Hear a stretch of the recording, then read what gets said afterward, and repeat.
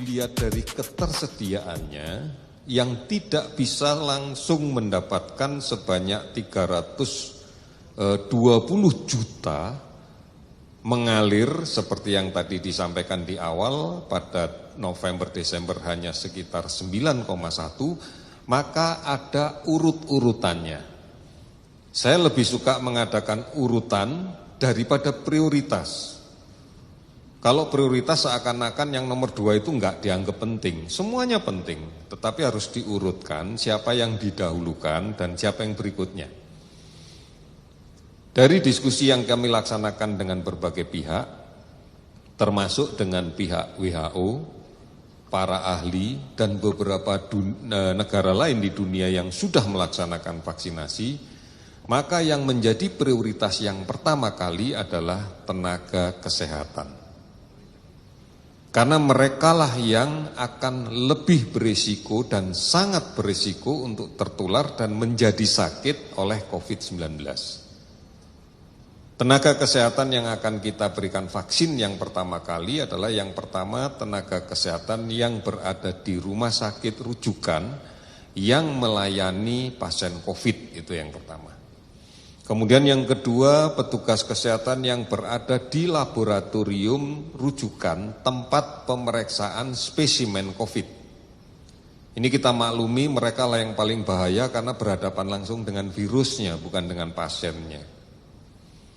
Kemudian yang berikutnya adalah tenaga kesehatan yang melaksanakan kontak tracing untuk mencari kasus-kasus yang baru.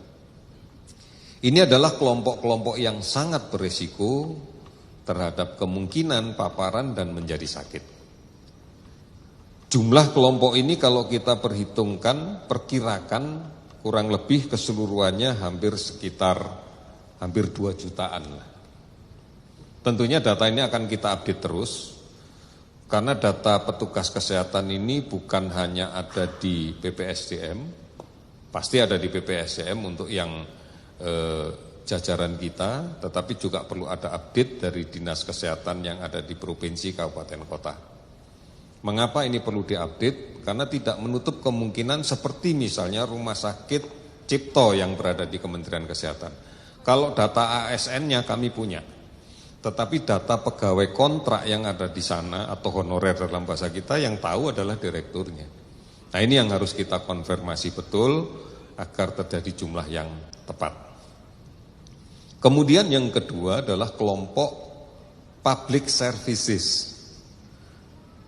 Di antaranya adalah yang melaksanakan tugas penegakan operasi justisi kepatuhan protokol kesehatan. Mereka memiliki risiko yang besar, di antaranya adalah teman-teman kita dari Satpol PP, kemudian dari Polri, dari TNI yang bersama-sama menegakkan operasi justisi terhadap kepatuhan pelaksanaan protokol kesehatan. Ini juga menjadi prioritas, menjadi urutan yang di depan.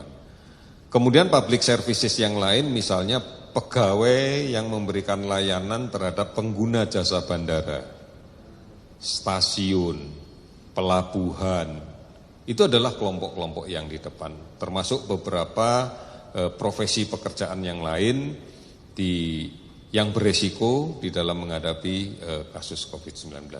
Ini adalah kelompok-kelompok yang pertama.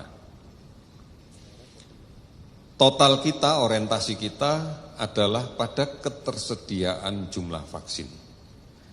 Jika 9,1 juta ini nanti dinyatakan bermanfaat, ditandai dengan surat emergency use authority dari Badan POM kita, kemudian juga ada surat dari Kementerian Agama dan Majelis Ulama terkait kehalalan, maka sejumlah itulah yang akan kita lakukan penyuntikan.